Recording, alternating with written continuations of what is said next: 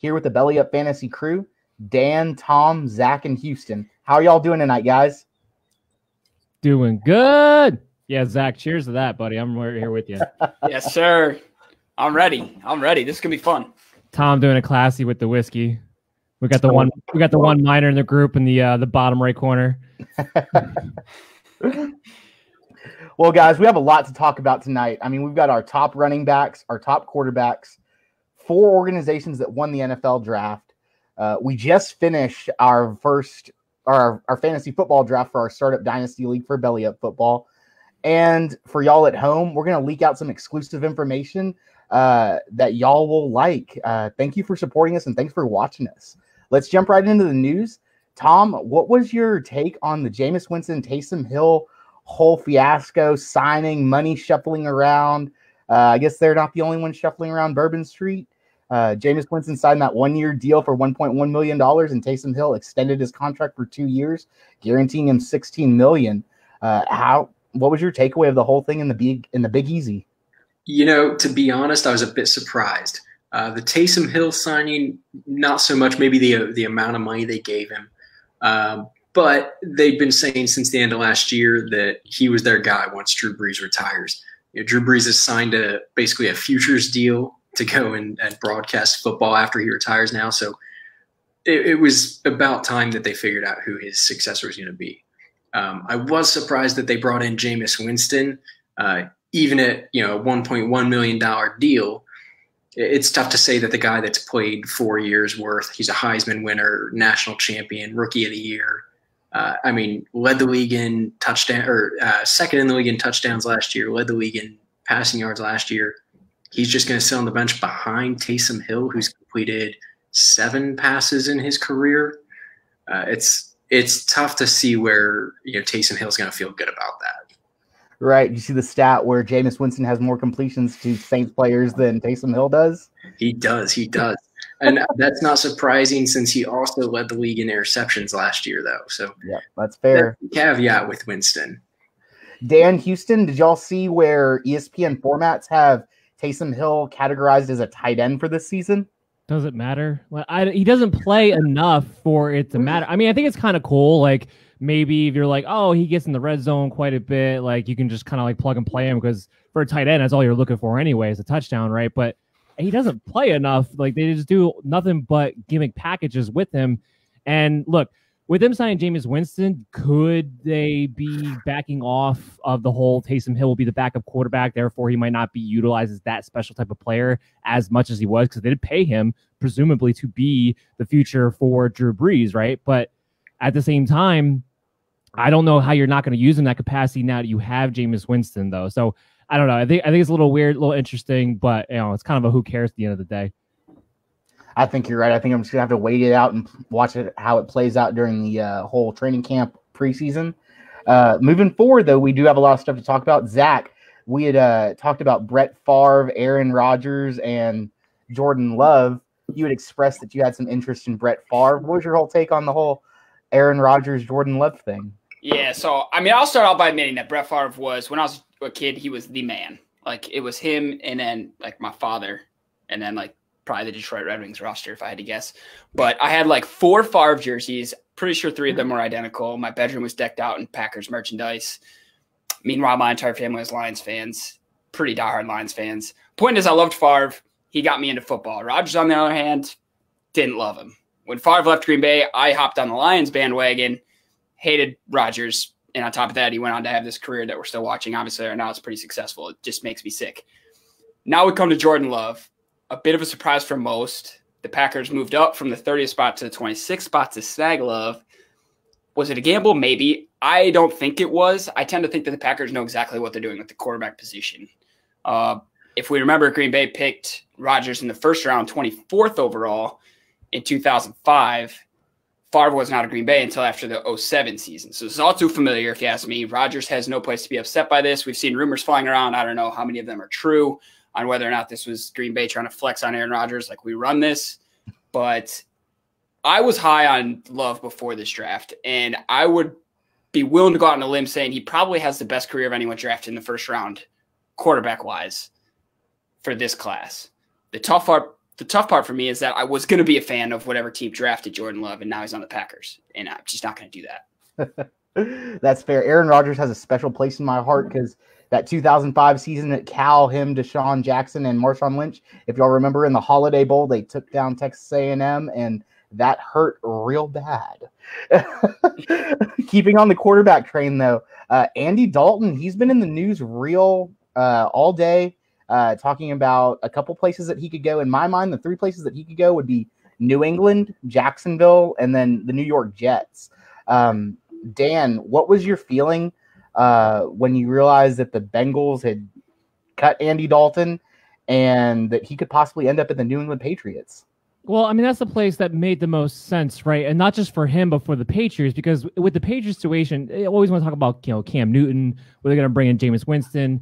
I do think they want to bring in a quarterback. They did mention that they meant to draft a quarterback, and it didn't wind up happening in the NFL draft. So Andy Dalton, to me, the entire time felt like the guy who actually fit what Josh McDaniels wants to do, fit their system of kind of how they want to do things.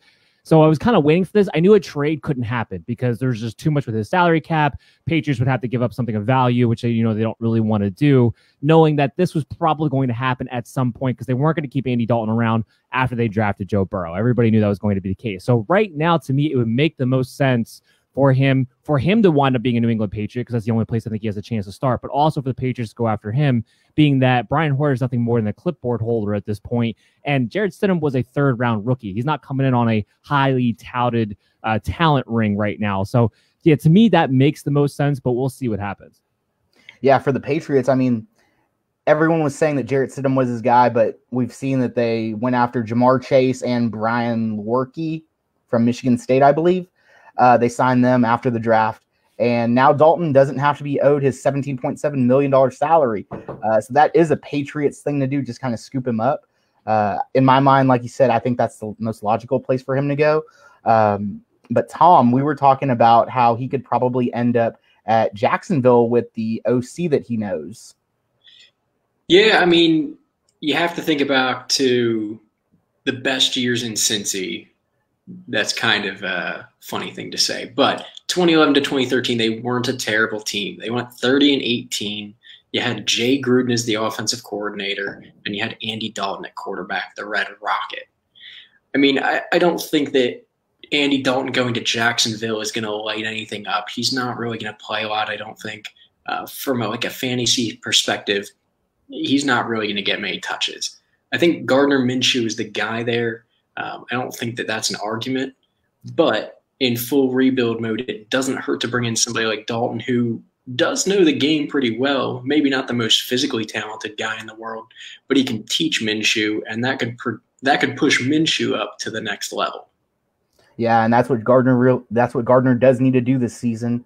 I guess kind of like on those long lines, we saw the Jets bring in Luke Falk to help out Sam Darnold a season ago. Houston, what do you think? How could he fit with the Jets?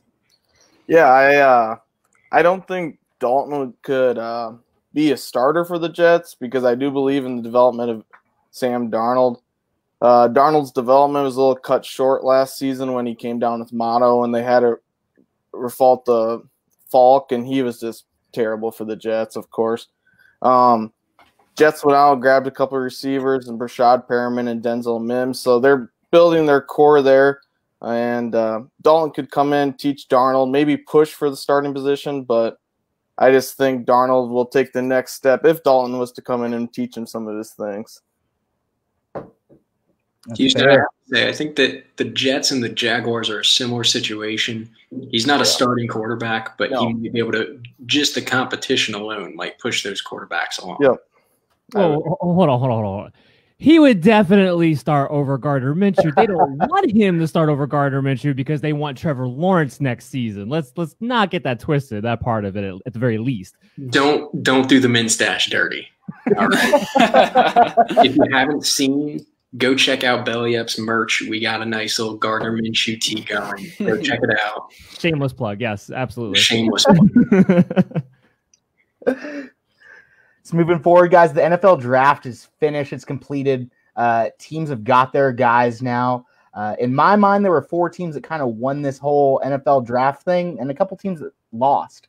Dan, me and you had talked about the Cowboys and them taking CeeDee Lamb at 17. That was a steal, I believe, in my mind. What did you feel about the Dallas Cowboys draft? Well, look, with the Dallas Cowboys draft in general, it made sense for what they're trying to do, right? They don't care about defense. Whatever they're able to develop out of their young guys going into next season, that's just what they're going to get out of them.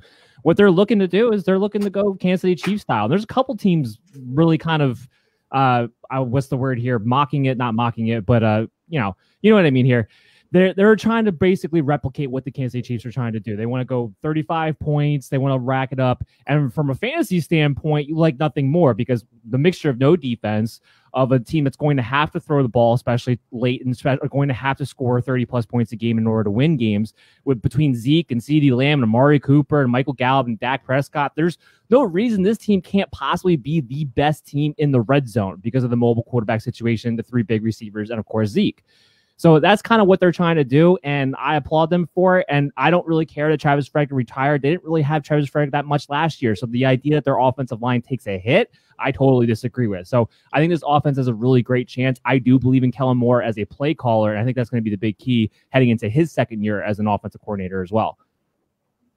That's fair. That's a fair assessment. I really like that because I do own a couple of these Dallas Cowboys guys in our Belly Up Fantasy League draft.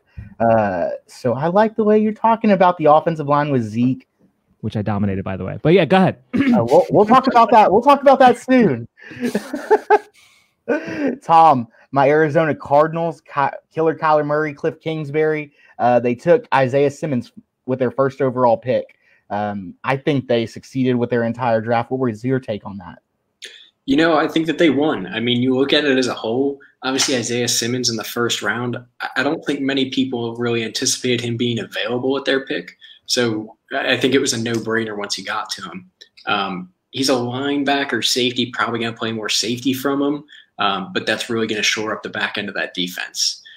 Beyond that, you think about the second rounder, yeah, they traded it away, but it's in the DeAndre Hopkins trade. So they really brought in a big weapon for Kyler Murray. And then third round, you bring in a left tackle that probably shouldn't have been there in the third round to protect Kyler Murray, the most sacked quarterback in the league last year. So, offensively, they shored it up. Defensively, they shored it up. And not to mention in the 7th round, they probably got one of the bigger steals at running back, Eno Benjamin. Most people had him projected as a third rounder. You take him in the 7th. Elusive guy. He breaks out of tackles. He's a third, running back on their draft board, on their depth chart. It's hard to beat that kind of value in the 7th round for them. For sure. I think I give him the little extra juice, kind of like the James Conner, Phillip Lindsay type thing. He's a home state kid, played at Arizona, lived there. So I'm going to give him the extra juice. I snagged him as well. I'm sorry, I skipped right over you, Houston, for the Denver Broncos. Let's go back and talk about those guys. Yeah, no problem. As a Bears fan, it was hard to see Vic Fangio leave and go be the head coach of the Denver Broncos, but kind of like what he's doing with his offense side here. Went out last year and got his quarterback in Drew Lock. Now he's just looking to build, kind of like Kansas City Chiefs, just a track team. He went out and got Jerry Jeudy and KJ Hamler in a receiving game, then added another tight end later in Albert O. I'm not going to try to pronounce his last name, but all guys with elite speed. I still question if Drew Lock has it. He has the targets around him. Denver really needed to address the offensive side of the ball in this draft, and they did a good job doing that. Talking about addressing the defensive side of the ball, Zach, how did the Cleveland Browns do? Yeah, plain and simple, Chris, there isn't much I like or even care about when it comes to the Cleveland Browns, except for this draft. They did a good job this time around. Not a whole lot of direct fantasy implications. It was tight end Harrison Bryant in the 4th round, and then Donovan Peoples-Jones, wide receiver out of Michigan, picked in the 6th round. That could potentially be an asset in a majority of leagues. But nonetheless, it went well. They took an offensive tackle with the 10th overall pick, followed up with Grant Delpit out of LSU, safety, with the 12th pick of the 2nd round. And I like that pick for a couple reasons.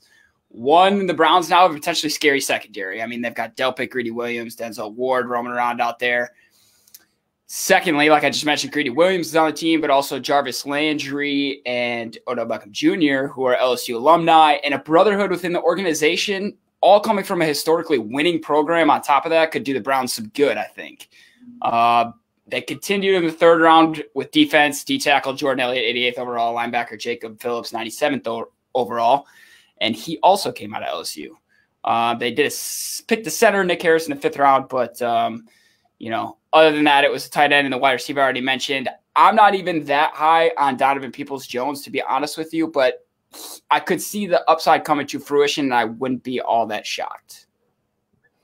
Well, the good thing is that the Browns do have a ton of offensive weapons, and they're going to try to utilize them this year. If y'all viewing us right now like the rankings that we just gave, go visit Belly Up Fantasy Football, the website, or us on Twitter, and go see my rankings that are out there. Shameless plug number 2. Also, we did. We did finish our 10-man Dynasty Startup League for Belly Up Fantasy Football. There's us 5 in it, along with Mike Brown, Ryan McCarthy, CERN, Kev, and Mark Riley. So all y'all at home, be prepared to follow Belly Up Fantasy Football throughout the season. Be prepared for some trash talk between us, maybe some tweets, some videos. Definitely, I've got one ready for Kev coming out. So, Kev, you be ready for that. I mean, we have to address something if we're going to talk about the Dynasty League. I wasn't going to say it. Go ahead. I mean, I don't know how this happened. Dan had the 101 in the rookie draft. He decided to trade out, and I was sitting there at the 105. These guys gave me the choice of Clyde Edwards-Helaire or Joe Burrow at the 105, and having Mahomes and Dak there in a Superflex league, I felt, I could pass on Burrow, expecting him to go between the next couple picks. Well, Dan, 108, I've never seen someone that can trade out of the 101 that should have been Joe Burrow, and he can still get him at the 108.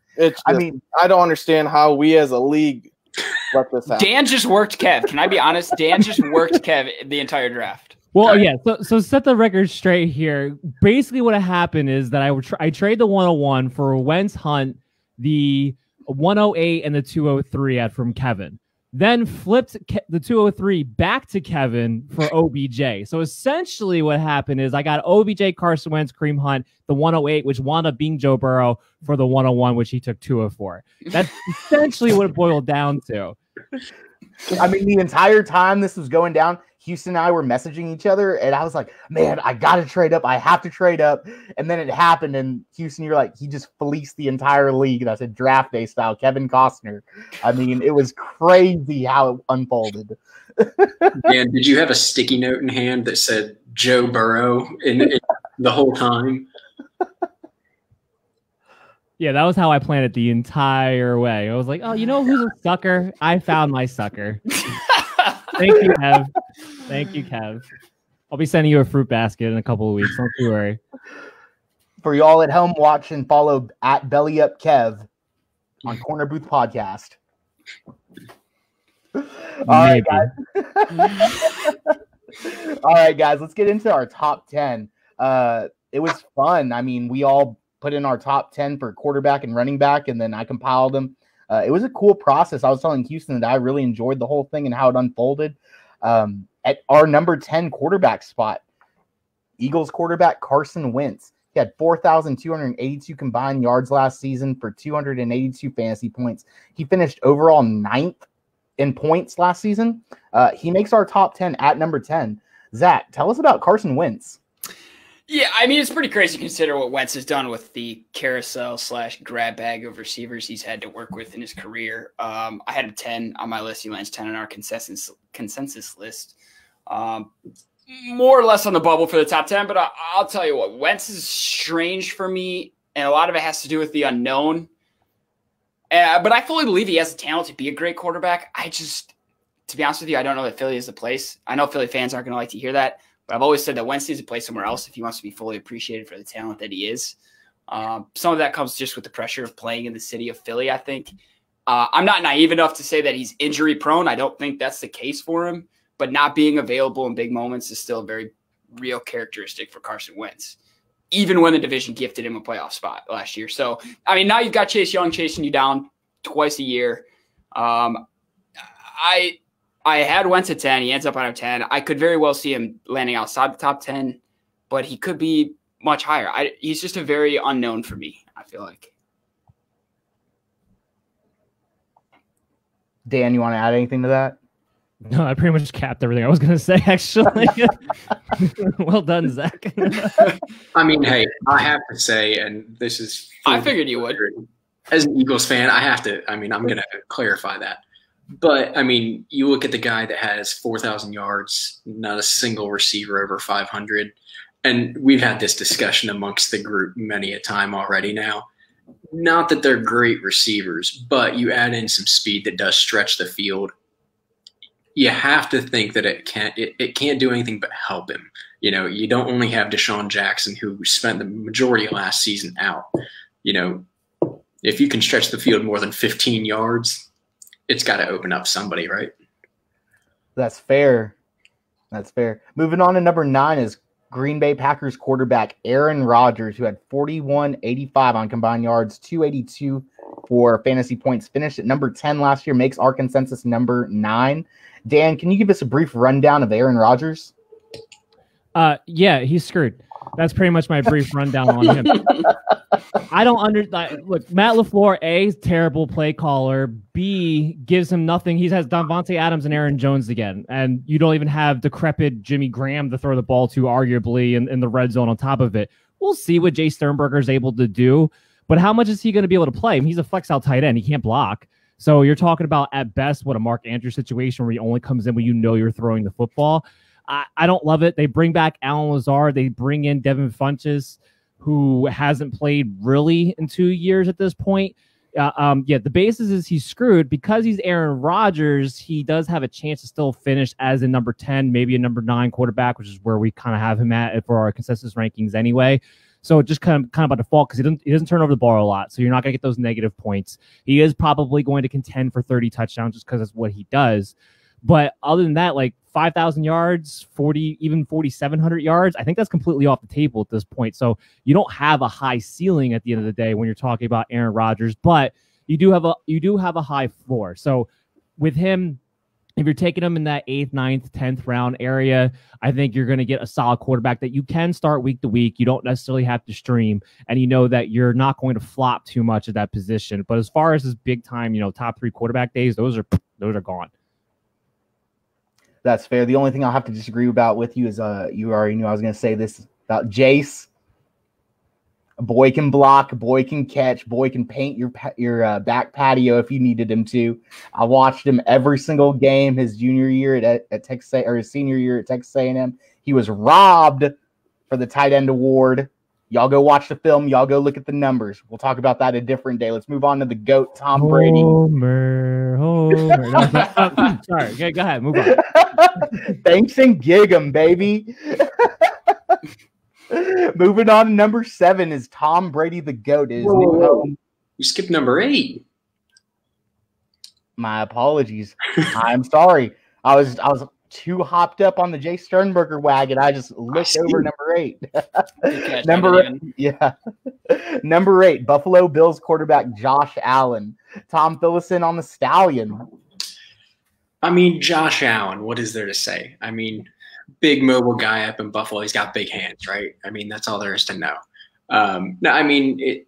Coming out of college, a lot of people compared him to Wentz. He played at a small school, but how much does that really translate? I mean, he's put up pretty good numbers, let's be honest, in a lackluster Bills offense. You finally add Stephon Diggs up there.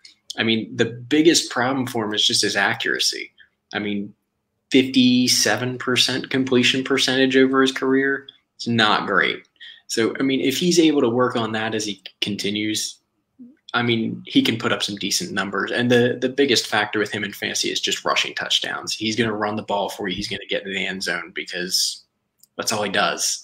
I mean, that alone boosts him into this top 10, I think, with some average to above average passing stats. I had him a little bit higher on my ranking. I think he does develop better, and I think he makes better decisions this year. All y'all saw the backwards lateral to nobody against the Texans last season. terrible decision. I mean, that was laughable. But I think he does move forward, and I think he ascends this season. I think he does better than number 8 overall. But that's just mine. So now Chris, before you move on, can we just adjust the amount of fans that you have right now on Facebook? Chris Pinto is my fantasy football Jesus. Who are these people? Yo, CP, like he just got his own like little fan base over here, just chiming on in. Y'all can see me on Showtime on the show Billions May 3rd, right? Dude, that was hilarious. For those of you who don't know, Showtime tagged Chris Pinto as he's going to be on the show starting May 3rd, Sunday. This Sunday. Yeah, it was absolutely ridiculous. I was like, whoa! It's sending the check this way. You need some investment in this show. What's going on? I saw that. I didn't even know what to do. I sent a screenshot to my wife, and I was like, what do I do? And she was like, retweet it right now. Sign the contract. She was like, I'll be your agent. Let's go. We can move. Let's go. But back to Tom Brady, the real GOAT. Not so much me on TV because we all know how that works out. But Tom Brady, his new house, Tampa Bay. Dan, what's your insight on the GOAT? My insight on the GOAT is that he's got a real shot to finish top 3 this year. When you break it all down, look, I think there's a very, very real possibility that you're looking somewhere between 34, 36 touchdowns, maybe 5 interceptions. And that, to me, that might be a realistic conservative expectation. It could be higher than that because you have nothing but red zone weapons. Mike Evans, Rob Gronkowski, Chris Godwin. You have guys who can give him one-on-one matchups everywhere on the field. And if you give Tom Brady one-on-one matchups because your defense can't key on any one particular weapon, he is going to pick you apart. He's still, last year on tape, was able to lace it down the field 20, 25 yards consistently when guys got open and guys got some separation outside of the numbers. So as long as he continues to do that, he doesn't have to throw the 50-yard bombs that a lot of people were knocking him for going to Bruce Arians. Is he going to be able to do? It's not what his system is actually built around. It's built that 20 to 25-yard mark with those type of weapons. He's going to be able to do that. The only question mark is he going to be able to get some help out of the running back position? And I believe he will out of Keyshawn Vaughn, not necessarily Ronald Jones, but Keyshawn Vaughn, especially out of the passing attack. So he has what he needs. He has a little bit of a better offensive line. It's not going to be great, but with his quick release and the improvement it has, you're looking at a great situation here. I know that we have him. I'm trying to look at it now. I know we have him about 6 right now. There's a real chance he could even be higher than that.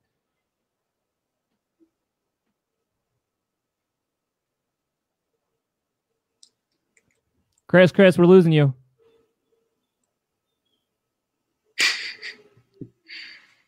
The whoopsie doozy face. Yeah, I'm going to assume you're the one with the dog in the background. I like Keyshawn Vaughn a lot. I thought he was the answer to the running back situation in Tampa Bay. Don't worry, guys. Chris is on like a 10-second delay. We're going to get back to him shortly. Just some technical difficulties. Where's this fan base now? That's what I want to know. Where's the fan base now?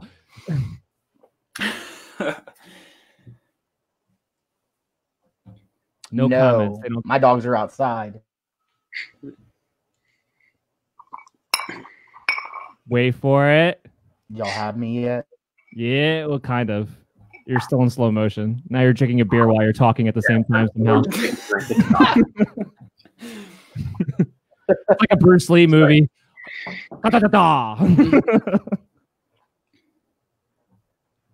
So it's a good thing we went live on Facebook and not Twitter today. That's all I'm going to say. I bought the Ethernet cable. I put it all in. I think we're getting closer. That was closer. It went from a 10-second to a 5-second. Let's see if we can get down to 2 soon. His very worried look on his face. Yeah. Say something. That's talent out of Texas. Yeah. We're getting there. We're getting there, man. Just keep hitting that reboot button. Slowly but surely, man. I mean, if I was a good co-host, I would actually have the outline in front of me right now and move on for him. But because I'm not, I'm still waiting on this guy. I mean, I can tell you this. I know what's next after Tom Brady. Well, let's go ahead. Do we want to do that? Yeah, let's go ahead and do that. Let's go ahead, signal. Number 6, I don't have all the stats and details prepared, but I do know Dak Prescott, Cowboys quarterback, A lot of new, some new weaponry, at least down in Dallas. I have no idea who had that, so raise your hand if you're claiming him. Hello, Dak. Yeah, so I had Dak. Just like you said, Tom. I mean, plethora of weapons to throw to. He lands at 6 on our consensus list. I think he has the potential to get even higher. I mean, Cooper, Gallup, rookie Lamb, like we mentioned. They're all pass catchers that most coaches would love to have on a weekly basis. On top of that, you got Zeke. He takes eyes off the passing game, puts them on the run game, which opens up nothing but options for the Cowboys to work with. And Tony Pollard, he backs up Zeke. Shout out my Memphis boys, because I'll do that whenever I can. But he can stretch the field as well. Dak's able to use his legs. I mean, he'll only gain about 250 to 350 yards on the ground, and although that's not a ton, he can at least stretch plays. And I got a fun fact for you guys. Dak Prescott has ran for a first down 99 times. So the next time will be his 100th. That's like a Tom Brady rushing for 1,000 yards and then kneeling at the line of scrimmage not to lose it kind of stat. That's what that reminds me of. Chris, did we get you back for number 5 or should we keep rolling?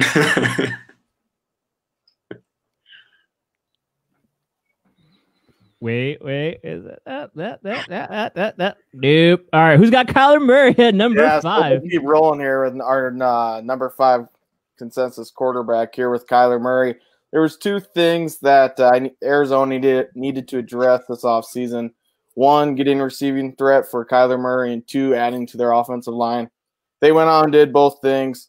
I'm not sure why Bill O'Brien traded his star receiver to Arizona, but Kyler Murray's Christmas came early this year when he saw that go through.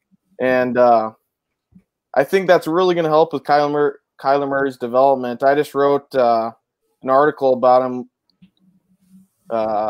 forecasting his sophomore season here, and I expect him to take a big leap with Hopkins, Kirk, and Larry Legend. He's a baseball player, though. I mean, he can sling the ball, though. I mean, you got to add on to his rushing upside as well. I don't think we saw enough of that in 2019. Hear me? I feel like this happened last week about the 30-minute You know what, mark. Chris? Just shut up. Just shut up. Just that was like a 25-minute delay. It came out of nowhere. Like, just no. Just stop it.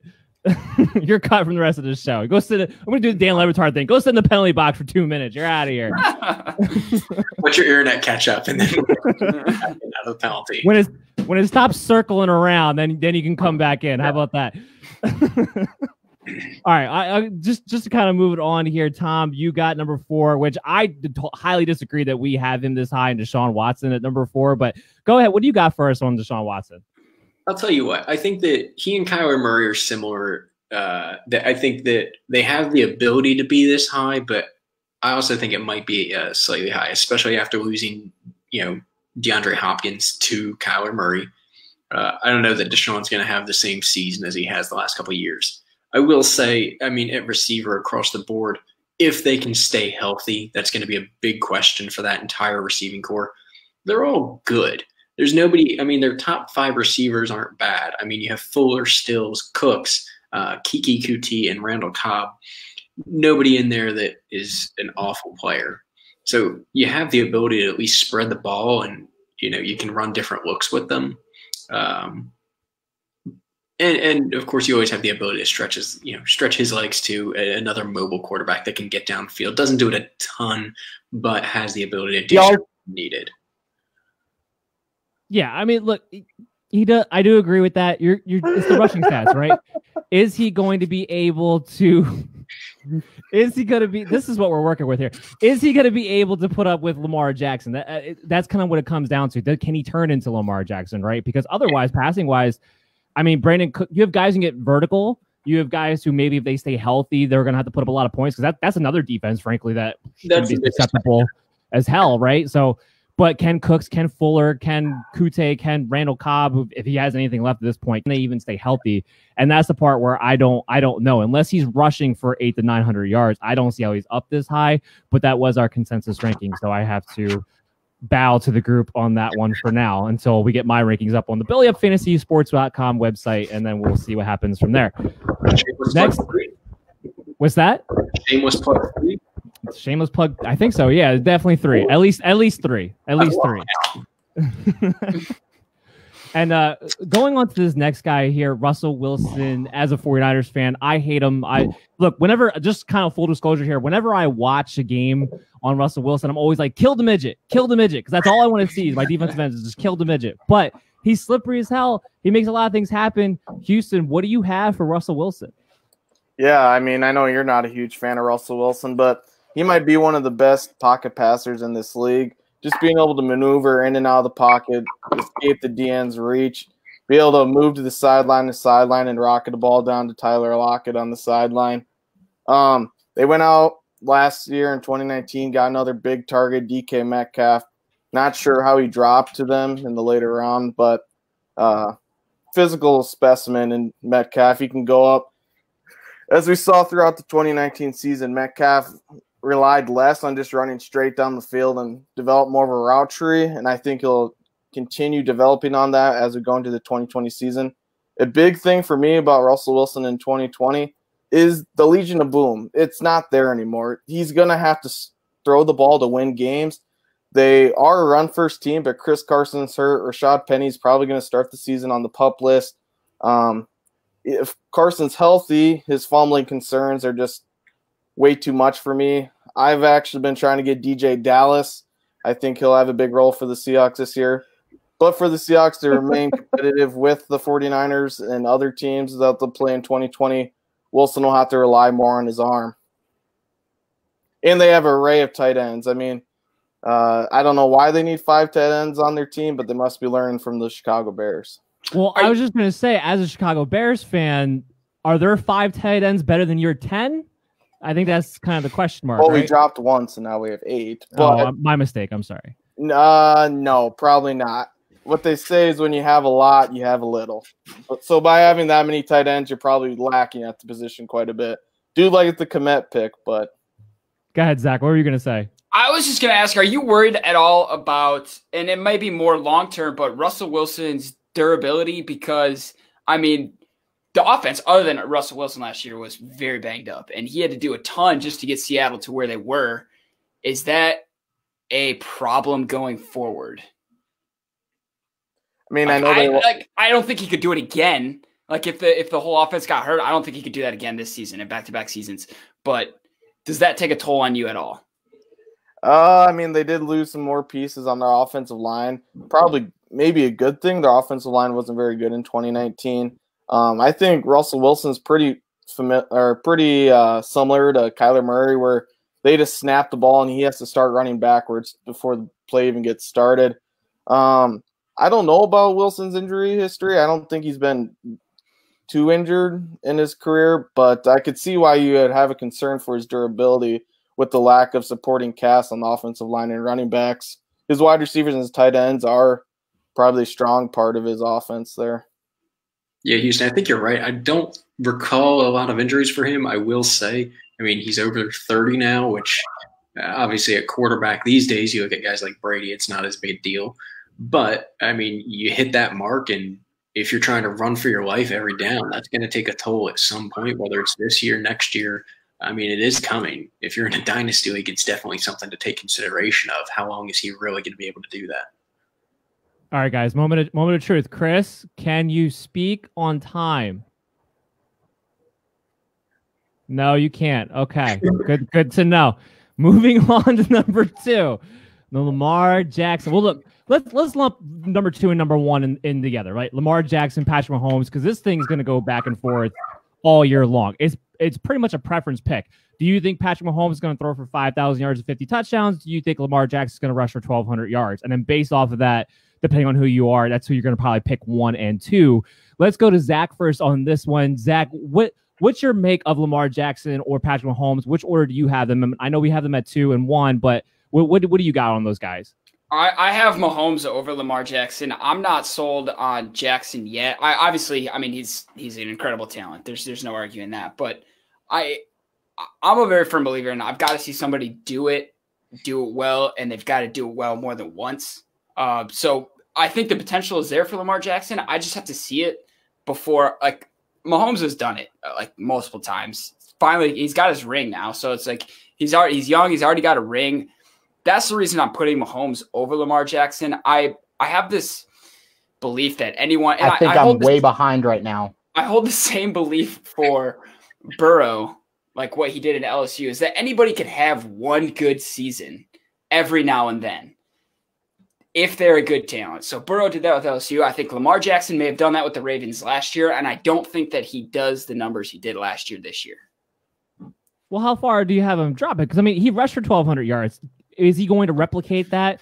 Maybe not, but is it really that much of a stretch to think that he couldn't go for 1,000? I don't think so. And I was going to say, I think that he may not reach what he did last year, but it could be very close. I had him at 2 behind Mahomes, and I don't know what the depending on the league, I looked at the spread last year, what they finished, 1-2, but I don't remember what it was. Lamar finished as 1. But that was also because Patrick Mahomes finished, he had some games where he was out and injured, and that had a lot to do with it as well. Yeah, okay, that's right. So I don't know. I understand that Lamar Jackson, he could take a small drop off and probably still be 1. I just, if I was a betting man, I'd put Mahomes. That's why I had Mahomes 1 and Lamar Jackson 2. Tom, what do you got?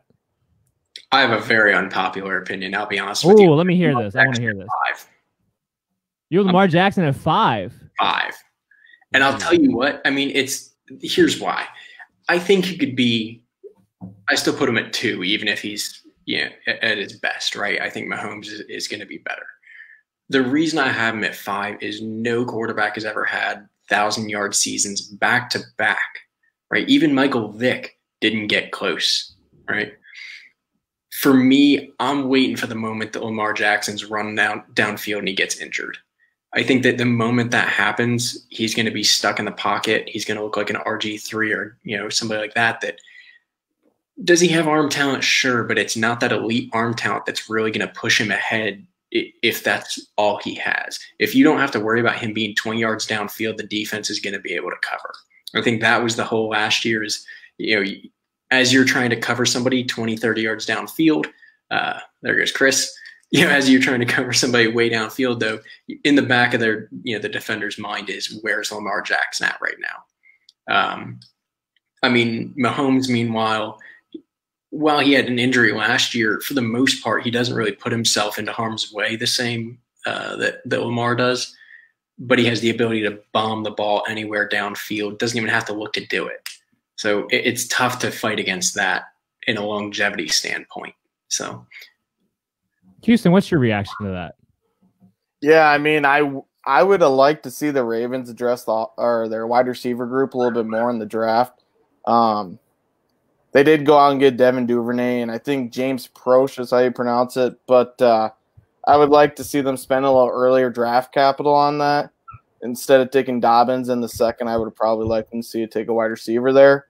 Of course, Mahomes is my number 1. I mean, he has to be. He, of course, missed some games in 2019 with injury, and I think Reid will be smarter not to use him on QB dives anymore. You have your franchise quarterback. He doesn't need to be doing QB dives, and I don't know. Lamar, it's hard to say that he's going to get injured. I mean, his play style makes him at a higher chance to get injured, but I think it's hard to just make him go down your rankings just because of the ability for him to get injured. But I understand what you're saying. I wouldn't agree there. Look, Patrick Mahomes is the safer bet because we know he can actually play the quarterback position. So yes, in that sense, he's safer. However, look, with Greg Orman, they're not going to change the offense. And if anything, an argument can be made that Lamar Jackson's just going to get better as a passer as their weapons grow because all their weapons were young and within their second or rookie year. And he also led the league in touchdown passes last year too. So that's something that kind of gets glossed over a lot with Lamar Jackson. I personally have Lamar number 1. So that's where you're going to have me, I'm going to be a little bit of favoritism towards that. But having them 1 and 2, I think is going to be a back and forth argument that we're going to have all offseason. Tom, you might be in a class all by yourself when it comes to number 5, but that's good. We like it. We need that on here more often. Absolutely. All right. For $1 million, is Chris back? Can y'all hear me? Yes. He's alive. Woo! All right, Chris. Lamar Jackson. Houston. And, Hold on. I gotta correct Houston real quick. Texas boy, James Prochet. I know I was wrong. SMU. So what do you think about him? It's just been on. You think he's reliable enough for Lamar to be reliable in that offense, or? Lamar can have anybody out there, and he's going to be my number one guy every year. MVP. I mean, Jackson 5, he's going to hit that probably 3 or 4 times this year. I think he can be out there with anybody, and he's going to light it up. He's got talent all around him, like y'all were saying about J.K. Dobbins. Oh, am I lagging right now? Tiny bit, but you're good. I'll get off my soapbox real quick. I could go all day about the Baltimore Ravens, Eric DeCosta, J.K. Dobbins, LaGrange, Texas. Y'all don't even know about J.K. Dobbins. Just wait. He's gonna be the man. God, that confidence just makes me want Lamar Jackson to fail so bad. Kind of, yeah. Hey, sometimes they hate us because they ain't us, baby. Oh God. On that note, how about some running backs, guys? Hey, not bad for a running back. Number one. Not bad for a running back. Right? Do we all agree? What? Yeah. Number one running back, Lamar Jackson? Oh, yeah, absolutely. All right, great. He doesn't already play running back? My mistake. I thought you did. All right, well, Chris, if you're back with us, how about we let you kind of like swoop in here and do number 10? I know we had Zach on the list, but you haven't actually talked for good, 35 minutes of the show. So how about what are your thoughts here on Aaron Jones? Well, I paired up Green Bay running back Aaron Jones with Zach just because they're similar habits. I love Aaron Jones. Free Aaron Jones. UTEP minor. Go Miners. He had 1,500 combined yards. He was the number 2 overall scorer last season. He was a lot higher than my top 10 for me. I love him. I think they're going to utilize him a lot more this season. I know they got A.J. Dillon in the draft, blah, blah, blah, blah, blah. Jamal Williams is still there. Aaron Jones is the man. Aaron Rodgers likes him. Aaron Rodgers was very vocal about Aaron Jones a few seasons ago, and that might have led to Mike McCarthy leaving Green Bay. I think Aaron Jones is the man. I think he's going to do way better than number 10. What do y'all think? I'll go just because I had him. I had him I think I had him at 8 or 9 or something. So I am slightly above 10. But I mean, he's seen increased production both in rushing and receiving year by year. Green Bay is not I mean, I like to knock Aaron Rodgers for being checked down artist, but they're not known for throwing the ball down the field. They're very methodical. So that helps Jones, I think. I mean, he's entering his 4th season, relatively young. I know his numbers can't grow every single year, but I think it still stands to reason for the time being that he's a key piece to the Green Bay offense, I would think. Yeah, and a LaFleur offense, the running back is always going to be the main focal piece. Yeah, I mean, amplified by the fact that they took A.J. Dillon in the second round, right? Sorry, I'm gonna go back on my Green Bay Packer tangent if I keep talking about their draft. So why don't we move on to number 9? Because it just drove me crazy. Absolutely. Number 9, Nick Chubb. Tom, what do you got for Nick Chubb? What's his split going to be with Kareem Hunt? Why does he crack our top 10? I'll tell you what, I didn't have him in the top 10. I know you did. That's why I threw that to you. I wanted to mix it up on you. Yeah, I mean, fair enough. Yeah, I do think that he'll succeed. I mean, the Browns' offense is an enigma. Baker Mayfield, I can't read. I don't know if he's going to be successful or not at this point. I think that you're going to have to rely on the run game for him because OBJ and Jarvis Landry can't necessarily rely on Baker Mayfield to get him the ball. So, look at what they did last year. Nick Chubb got the ball. He's able to get downfield. I think you are going to lose share to I'm completely blanking now. Yes, he is gonna lose share of touches though. So that's why I didn't have him in the top 10. But at number 9, it's possible. Houston, explain to Tom why normal people do have him at number 9. Yeah, so I'm itching here a little bit. I got the stereotypical Chubb for Chubb over here. He was second leading rusher in the league last year. The Browns went out and got new head coach Kevin Stefanski, OC from the Minnesota Vikings. We saw last year what Dalvin Cook can do when he's the main focal piece and stay healthy, and I expect that out of Chubb. A couple stats I saw out of Chubb last year. If you watched any Browns games, they would get into the red zone, but they just couldn't push it in. Chubb's rushing stats inside the 10, he had 32 attempts for 12 yards, and inside the 5, he had 15 attempts for negative 14 yards. I would have to expect that Chubb is going to get in the red zone more going into 2020. He had 8 in 2019. They went out, got Jack Conklin, Jedrick Wills, brought in Austin Hooper to go along Njoku.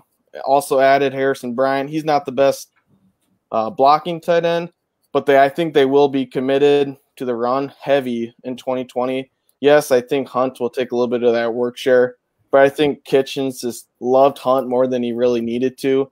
And I think Stefanski's going to come in and see Chubb similar to Cook and give him that workload. At 9, that's way too low. He'd probably be my number 5 guy here, but not worried about Hunt at all, says No. Houston. Well, at number 8, I'm gonna have to agree with Tom on that.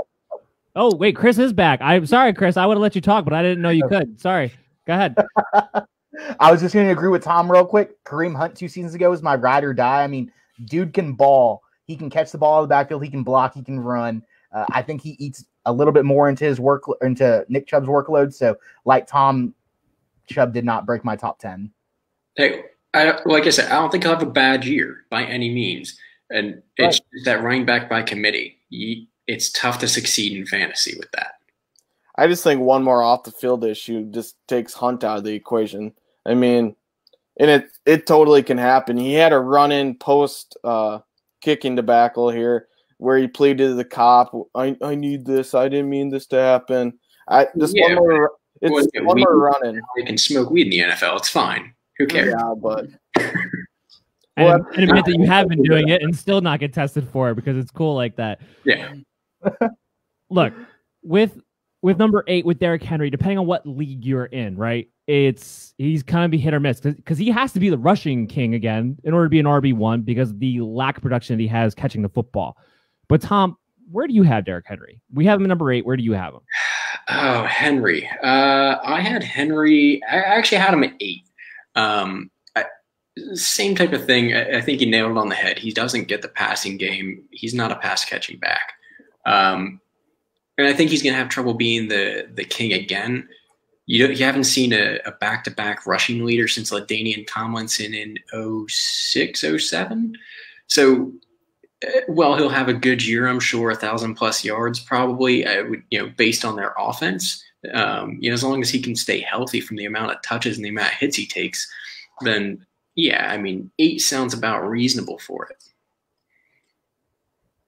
Anybody else? Zach? I mean, I would agree. I think if you're a defense and you're going against the Tennessee Titans, that's probably your number one goal is to shut down the run, put the ball in Tannehill's hands. So I could see it being very difficult for Derrick Henry to crack any sort of top 5.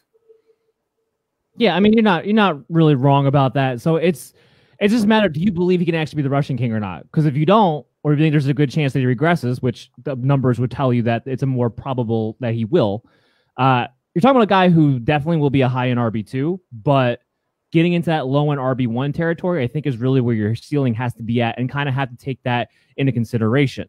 But for our next guy, Josh Jacobs at number 7, he's very, very interesting, right? Because he does catch the ball. He does do a little bit of everything. He didn't catch the ball enough, and yet they promise that he's going to catch the ball quite a bit this season. But Houston, what do you think he's going to do?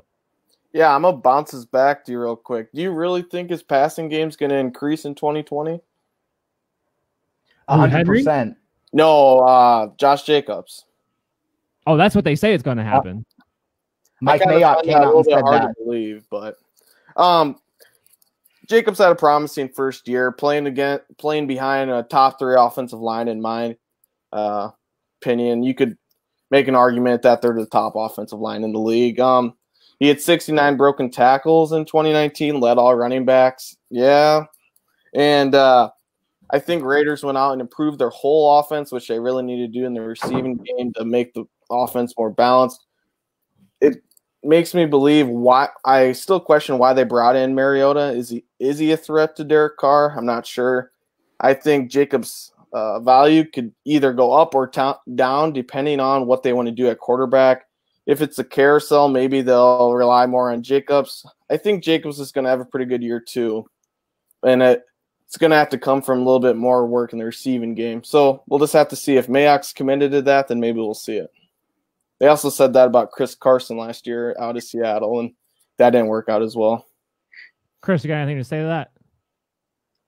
I'm a fan of Josh Jacobs. I love the story. I love the kid. I've got a really good friend, Scott Davis, here in College Station that's a diehard Raiders fan, and he got me on board with this kid at the draft. I followed him throughout everything. I watched Hard Knocks. I drank the Kool-Aid. I owned him in a couple leagues last season. I wanted to get him this year in our Belly Up League, and I'm going to send you a trade. You know who I'm talking about, because I want Josh Jacobs this year. I think he's going to be a top 5 guy. I think he's going to do it all. I think he's going to be a 3-down back. I know they got Lynn Bowden Jr., who is a converted wide receiver running back to the Raiders. They let go of DeAndre Washington. So things could happen, but I really do think that Josh Jacobs ascends this year and he becomes an elite back. I would put money on it. Okay. Look, I like it overall as well. Whether or not he actually gets utilized, Houston, to your point, whether or not he actually gets utilized more in the passing game is going to be the question. Even though he should, because was his strong suit coming out of college, was the passing game. He got underutilized in that fashion, but they do have Jalen Richard, so we'll kind of see what winds up happening there. But definitely somebody who's in line at least to be an actual featured guy. Kind of like our number 6. Now, number 6 is interesting. We have Joe Mixon. I have him at number 6 too, so I'm right in line with the consensus rankings that we have. Now, here's what I want to say about Joe Mixon before I get into my analysis. I need the possibility of changing my answer if this guy decides to hold out. That's the big thing right now. He might. Maybe he pulls a Le'Veon. Maybe he pulls a Melvin Gordon. I hope he doesn't. It didn't work out well for those two guys. The last time a guy holding out worked out well was for Ezekiel Elliott, but that's because he had Jerry Jones as the owner. Cincinnati Bengals are not the same as far as paying their guys come hell or high water. So that's where we kind of take into consideration. Now, let's assume that Joe Mixon does play this year. He is the perfect Todd Gurley replica, which is exactly what Zach Taylor's looking to do. He's looking to replicate what we had out of the Rams offense. And I talk about this a lot when I talk about Joe Burrow in my shows. And with Joe Mixon, he could do a little bit of everything. He's built to get 300-plus touches in a season. Giovanni Bernard is nothing more than a backup there. Their offensive line should be a little bit better. With Joe Burrow and the receivers that they have, they should be able to keep guys out of the box. Joe Mixon has a huge chance here, but it's going to be a question of, because the Cincinnati Bengals are just so used to them seeing it screw it up. It's really my only fear when it comes to Joe Mixon, but the talent is there. I don't know if anybody has something they want to say about that. Tom, Zach, if you guys have anything? No? I mean, I will say you have to look at it again, assuming he doesn't hold out.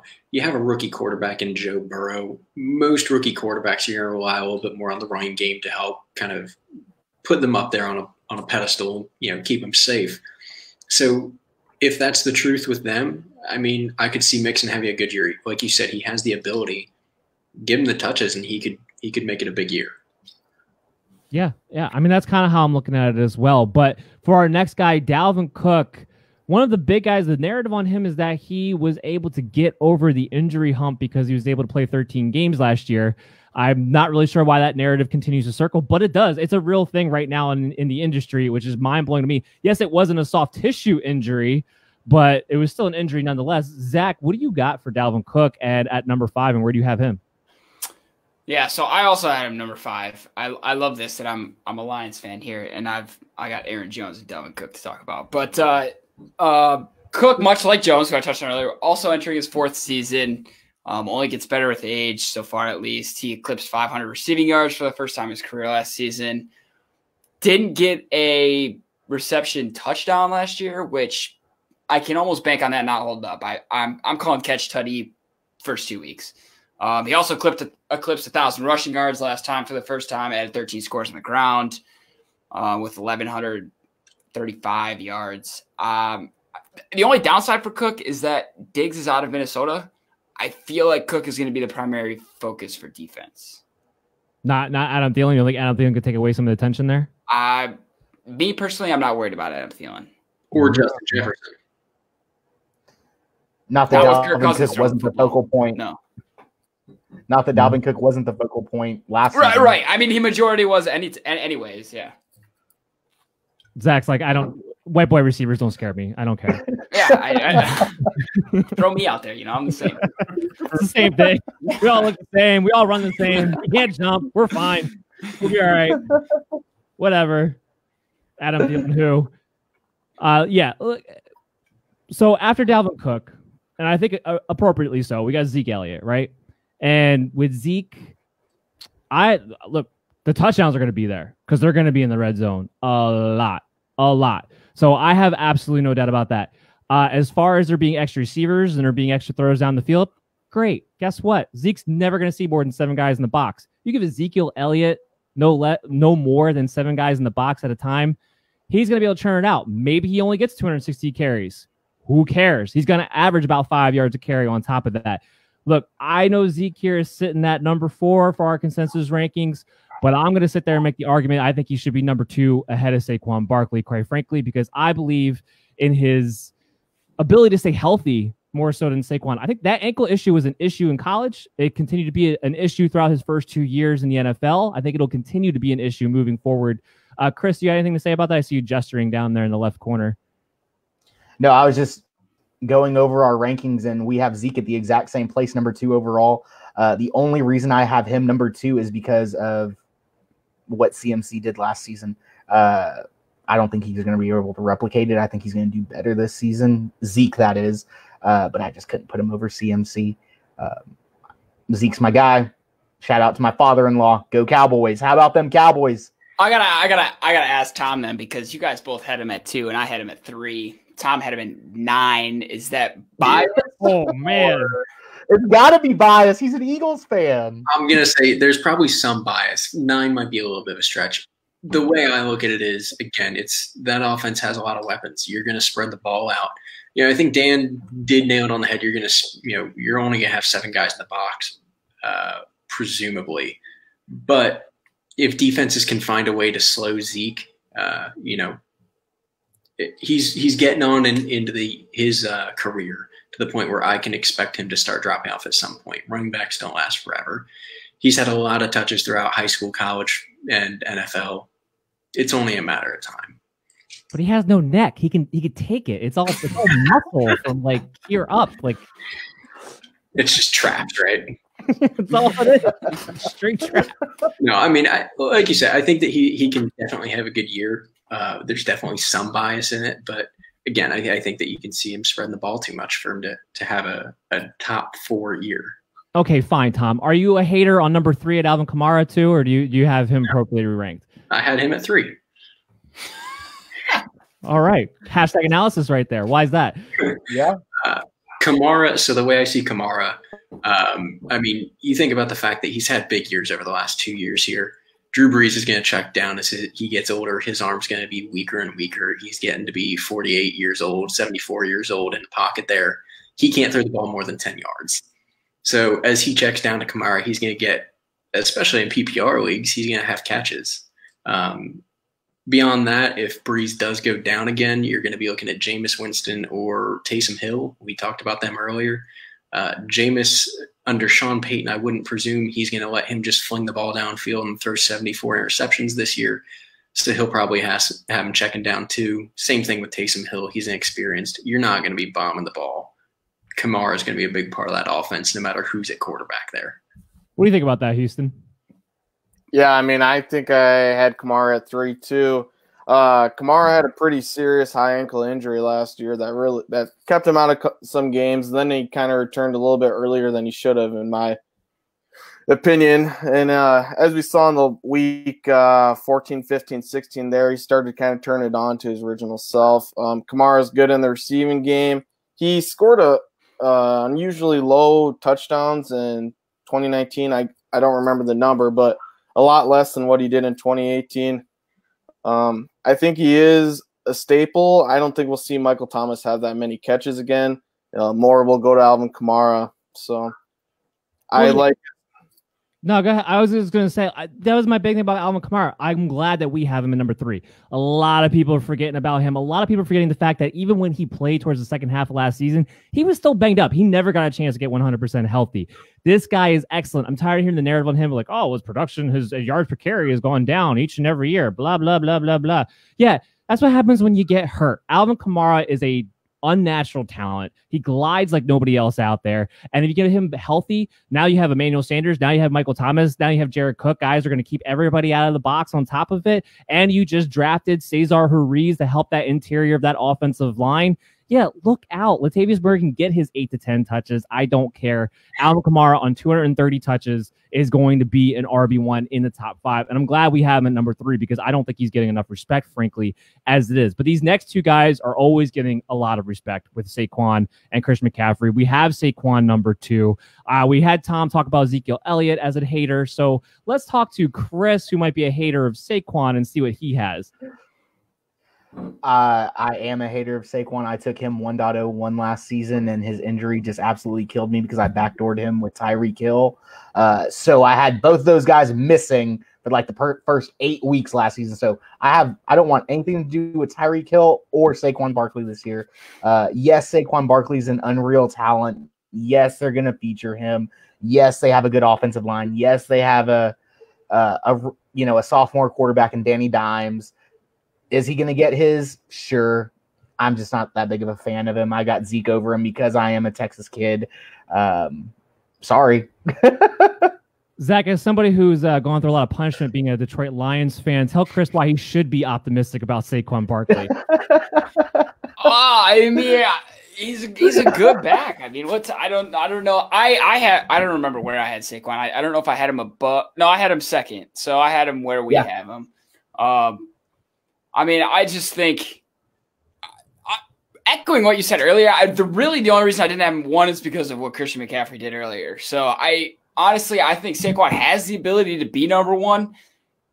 You mentioned Danny Dimes as a quarterback. I mean, and OBJ is gone, so it's like there's really nothing other to lean on than Saquon Barkley in New York. And there's the one guy, Darius Slayton. Remember him. Yeah, I'm a big fan of Darius Slayton as well. Look, the big thing about Saquon Barkley is he probably is the best athlete of all of these running backs, most likely. Just the most God-given talent from a physical standpoint. But here's something to remember. When Danny Dimes took over, he did not check the ball down nearly as much as Eli Manning, and it was a noticeable difference. Now, part of it could be Saquon was a bit banged up at that point in the season. He wasn't running the same kind of routes. They weren't motioning him outside the lineup as a wide receiver as much as they were when Eli was also in there, but just naturally there was not as many check down throws. So Saquon is still going to be a factor in the passing game, and I'm not trying to make that argument like all of a sudden he's going to drop off the face of the earth in that category, but will it be borderline Christian McCaffrey like in the production that it was possibly with Eli? No, I don't think it will be, which is why I think having him number 2 is a perfect spot for that. But our number 1, CMC, is it boring to put him number 1? Yeah, it is. It is boring to put him number 1. Can you not put him at number 1? I don't think you can. I don't think anybody's going to make that argument. Tom, tell me just what you think about Christian McCaffrey in general. I mean, I'll tell you what. There's an argument that does he end at number 1? That's very possible. I don't think you can go into the season not putting him there. I mean, that offense is definitely upgraded. Quarterbacks similar, just not as big. You have Teddy Bridgewater rather than Cam Newton. Similar playing style, just he's not going to run somebody over because he's not 6'5", 250, 260. But, I mean, you have Ian Thomas, not a bad tight end, not a great tight end. He's okay. And then you have some weapons at receiver now. DJ Moore's down there. He's a solid receiver. They're all a young core. So it's possible that CMC sees less target share this year. Maybe he and Bridgewater don't have the same chemistry. Or he could finally get beaten by the injury bug. I mean, a lot of these running backs, they get these big contracts. I mean, he's the highest paid running back in the NFL now. You see a lot of them sign those deals, and then for some reason, it's like the Madden curse. That's about it for him. He is the younger one who signed that deal, though, so he has a little bit more of a chance in that category. Houston, give me a quick tidbit about Christian McCaffrey before we go. Yeah, I mean, it'll be interesting to see if Teddy Bridgewater, being an upgraded quarterback, how that'll affect Christian McCaffrey's fantasy value. Between Kyle Allen and Will Grier, they were pretty bad. And I don't know how much of an upgrade Teddy Bridgewater is. He should be able to move the offense a little bit better. I still think Christian McCaffrey finishes as the number one. I just think he'll be more efficient with his carries and with his touches in 2020. Yeah, and I agree with that as well. Look, we have to get going. We went longer than we thought we would, but we had a lot of fun doing it. Just so you guys know, and just so everybody who's watching knows, I'm not editing this video. We're keeping all of it in. We're keeping the Chris delays, the comedy of the team. This is all staying 100% because it was all gold, absolute gold. Look, before we go, and Chris, I don't mean to step on your toes here a little bit, but I want to get Houston to talk a little bit about what we may have in store for everybody coming up this August 1st, possibly. Houston, what do we have for the people? Yeah, so a group of fellas over here at Belly Up Fantasy Sports, we're getting ready to offer you a 2020 redraft-centric draft guide for your fantasy football leagues. We're looking at, you're going to get projections, team outlooks for every team. We're going to go and give you 25 sleepers, busts, deep sleepers, and 25 breakout candidates. We're still brainstorming on more content to deliver to you. So just keep on the lookout. We're planning on launching that August 1st. We'll probably get a pre-order code or out for you soon. Just be on the lookout on bellyupfantasysports.com for that. Yeah, it's going to be our first ever draft guide. We cannot wait. It's going to be great information. It's going to be a cumulative of things we do here. The article's written on bellyupfantasysports.com. Make sure you're checking that place out whenever you possibly can. And before we go ahead and get out of here, we'll start with you, Chris. Tell us where everybody can find you on social media. Everyone, y'all can follow me on my personal account on Twitter at AggieKappaSig, and everyone should already be following Belly Up Sports for our take on the current sports world, Belly Up Football for up-to-date news and coverage, and then also Belly Up Fantasy for the ever-changing landscape of fantasy football. We got Zach Attack. You can find me at it's Zach Mack on Twitter. I don't use Facebook or Instagram, so just forget about it. At Puck Pass Pod, also on Twitter, and at What's Up Belly Up, the two podcasts I'm a part of, and now this show. Chris already mentioned it though at Belly Up Fantasy, so you should already be following it by the time I'm talking. Old man Zach hates social media. Houston, where we can find you at? Yep. You can follow me on Twitter at FDHoustonW. Tommy Tom. Short and sweet.